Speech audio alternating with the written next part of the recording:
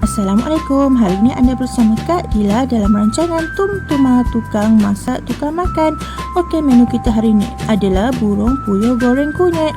Mula-mula bersihkan burung, iriskan bawang besar, bawang putih, cili api, cili besar, carrot dan juga kacang panjang.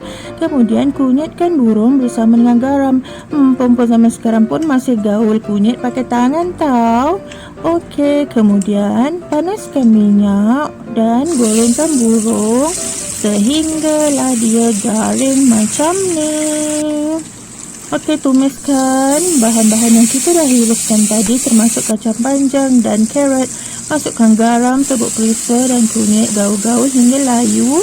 Masukkan burung dan daun sebati. Okey, dah siap. Selamat mencuba. Terima kasih kerana menonton. Bye.